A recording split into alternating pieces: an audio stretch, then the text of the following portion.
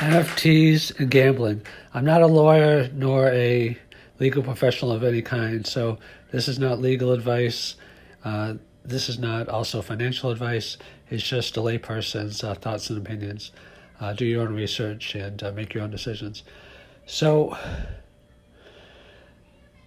I think it's possible and possibly quite possible that in the future, I think probably not exactly right now, but maybe in the medium term or longer term, that NFTs may be considered more a form of gambling. And I think there's a couple of things driving that, and I want to explain what they are. So, again, I don't know exactly what the exact definition of gambling is, but I think it's, has something to do with like a game of chance and speculative nature, things like that. And,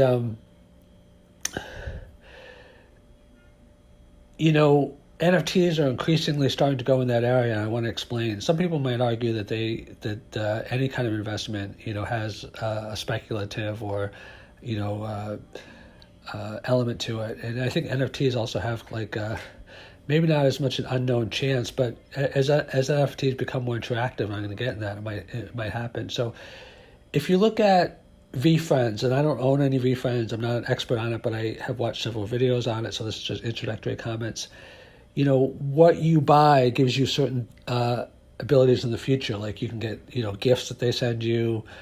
You can get attendance to VCon. And I think, more, so that I think VFriends, again, I'm not totally sure, is more static, but I think in the future, these benefits are going to become more interactive. Like there's been talk about, athletes putting out VFTs and they become more valuable based upon their stats. Like if they have a really good, week and they throw 5 touchdowns, whatever. So buying NFTs is going to be, I think, more speculative in that way, in that you kind of know what you're getting, but you're kind of like speculating on what you might be getting. I think in addition, people are buying NFTs already for huge sums of money based upon their rarity. Like if you look at Bored Ape Yacht Club, I'm watching a video now on that's talking about them. One sold for this, I think they said 700 something ETH recently, because they had 2 really rare qualities. Like they had laser eyes, which was less than 1% of all Bored Ape Yacht Club NFTs, and they had some other variable that was under 1%. So to me, and again, you might disagree, and I'm not a legal scholar, there's a lot of kind of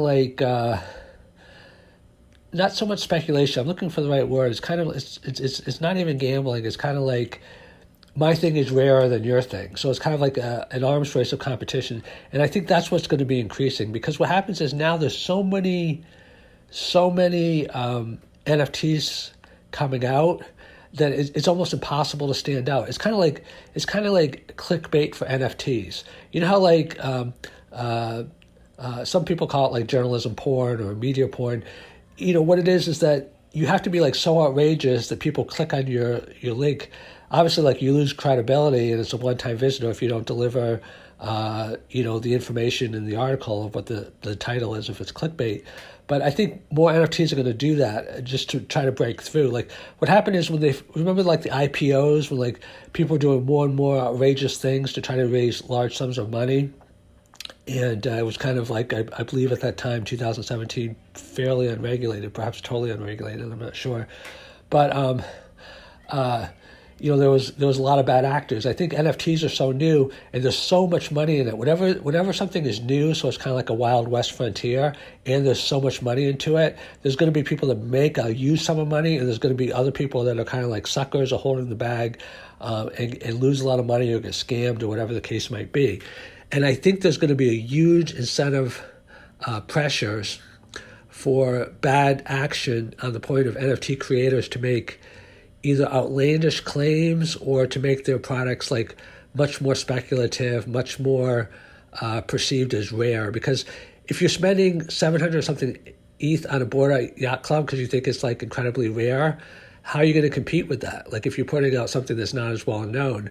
Well, one way that a bad actor might try to compete with that is say, mine is much rarer than Bored Ape Yacht Club. Now they have to have a way to try to substantiate that or convince people.